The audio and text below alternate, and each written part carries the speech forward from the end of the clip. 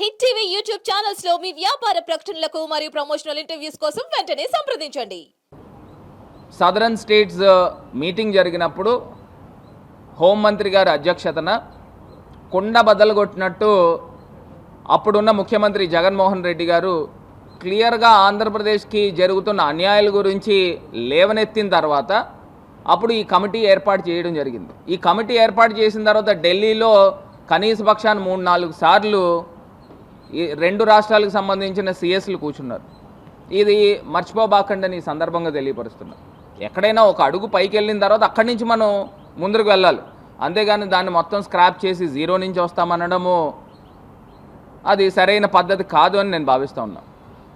ఇది కాకుండా నిన్న ఒకటి ఆశ్చర్యపరిచిన విషయం ఏమిటంటే, తెలంగాణకి సంబంధించి ఉప ముఖ్యమంత్రి వర్యులు బట్టి విక్రమార్క గారు వచ్చారు. మరి ఆంధ్రప్రదేశ్కి సంబంధించి ఉప ముఖ్యమంత్రి వర్యులు శ్రీ కొనిదెల పవన్ కళ్యాణ్ గారిని ఎందుకు ఆహ్వానించలేదో నాకైతే అర్థం కాలే. మరి ఎందుచేతనంటే ఆ గౌరవం ఇవ్వాలి. ఇవాళ తెలుగుదేశం పార్టీ ఎన్డీఏ ప్రభుత్వం అధికారంలో ఉంది అని అంటే అది 100కి 99 మార్కులు పవన్ కళ్యాణ్ గారికి ఇవ్వాలి. ఎందుకంటే ఆయన యొక్క తిరిగిన విధానం కానీ, లేకపోతే ఆయన కమ్యూనిటీకి సంబంధించి పాలరైజేషన్ కానీ, లేకపోతే ఆయన ఫ్యాన్ బేస్ కానీ, ఇవన్నీ కూడా కొంత యాడ్ ఆన్ అయింది, చాలా మటుకు యాడ్ ఆన్ అయింది. మరి ఆయన్ని నెగ్లెక్ట్ చేసి నిన్న మీటింగ్ జరిగింది. ఇది ఎందుకంటే మొత్తము ప్రపంచవ్యాప్తంగా ఉన్న తెలుగువారందరూ కూడా ఈ మీటింగ్ యొక్క సారాంశం గురించి వెయిట్ చేశారు. మరి అక్కడ ఏమీ కనబడలే. మరి కనీసము కొంత ఫేస్ వాల్యూ ఉన్న పవన్ కళ్యాణ్ గారిని కూడా తీసుకుని వెళ్తే దానికి ఇంకా యాడ్ ఆన్ వాల్యూ వచ్చి ఉండేదనేది నా తాలూకా అభిప్రాయం. ఈ అంశాలతో పాటు కూడా మన విభజన చట్టంలో ఆంధ్రప్రదేశ్కి రావాల్సిన విద్యుత్ బకాయిలు ఇవాళ సుమారుగా చూస్తే 7,200 కోట్ల రూపాయలు ఉంది. మరి దాని గురించి మరి ఏం ప్రస్తావన చేశారో మరి అర్థం కాలేదు.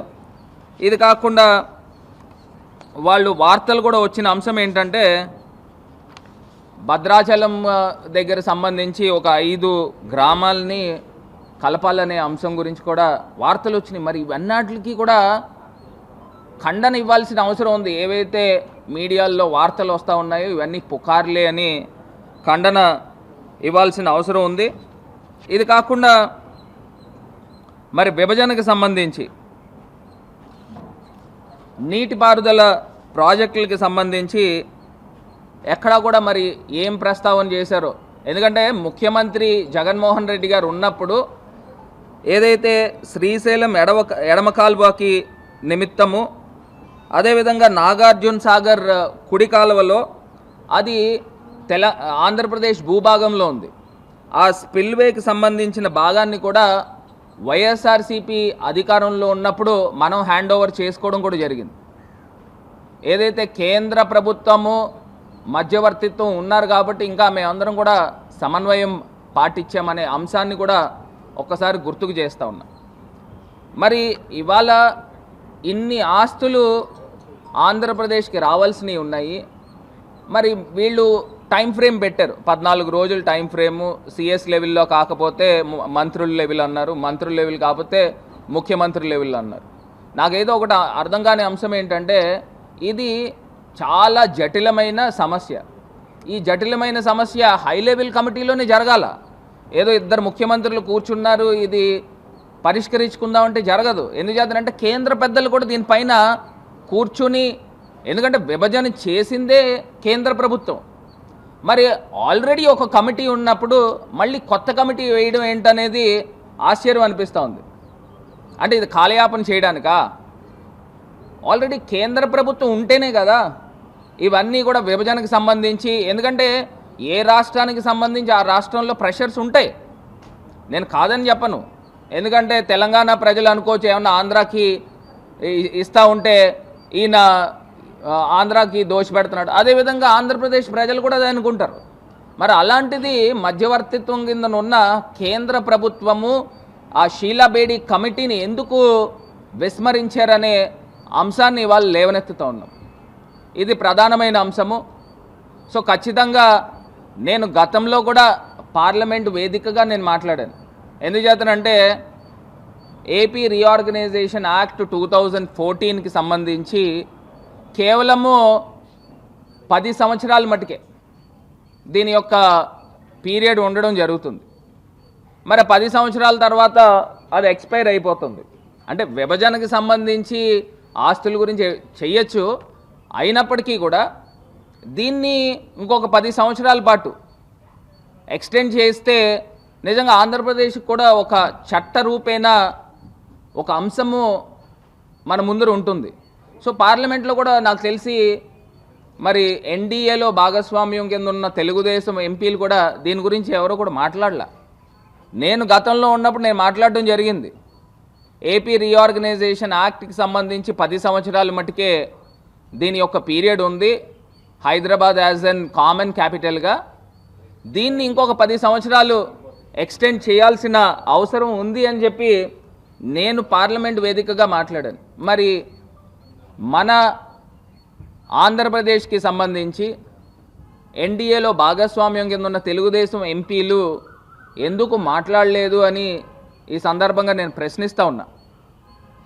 ఇవన్నీ కూడా ఖచ్చితంగా నిన్న నిజంగా ఏ రకంగా అయితే గౌరవప్రదంగా 2 రాష్ట్రాల ముఖ్యమంత్రులు కూర్చున్నారో, నిన్న ప్రెస్ మీట్ కూడా చంద్రబాబు నాయుడు గారు, రేవంత్ రెడ్డి గారు కూడా కలిపి ప్రెస్ మీట్ పెట్టుంటే ఇంకా ఆంధ్రప్రదేశ్ ప్రజలకి మరింత క్లారిటీ వచ్చి ఉండేదని ఈ సందర్భంగా తెలియపరుస్తూ, మరి ఏ రకమైన వార్తలు మీడియాల్లోనూ ఇక్కడ చక్కర్లు కొడతా ఉన్నాయో దానికి కూడా వివరణ ఇవ్వాలి.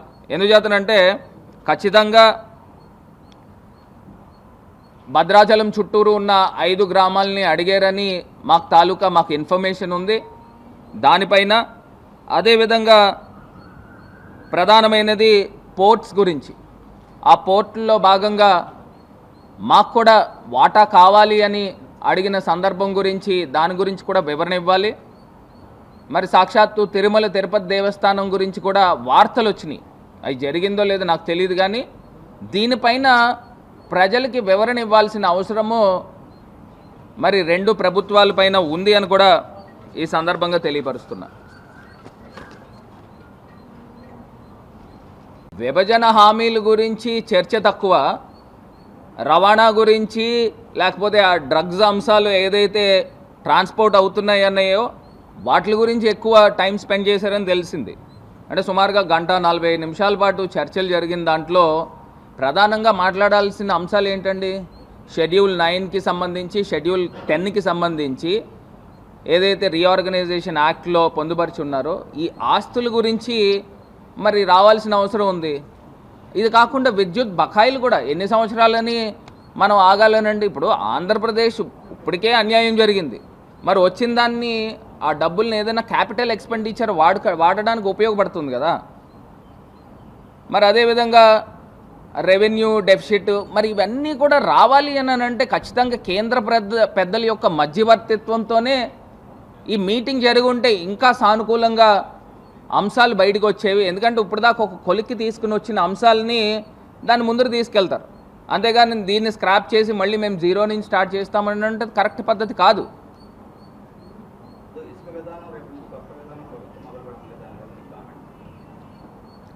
ఒక అంశం అండి శాండ్. మరి ఇప్పుడు మొన్నటిదాకా గత ప్రభుత్వంలో ఉన్న శాండ్ అంతా కూడా గుట్టలు గుట్టలు కింద పేర్చి ఉన్నాయి. ఆ శాండ్ అంతా ఎక్కడికి వెళ్ళిపోయిందండి? అంటే ఈ ఫ్రీ ఇసుక అంటే ఎమ్మెల్యేలు లేకపోతే తెలుగుదేశం నాయకులు అమ్ముకోవడానికి ఫ్రీ ఇసుక.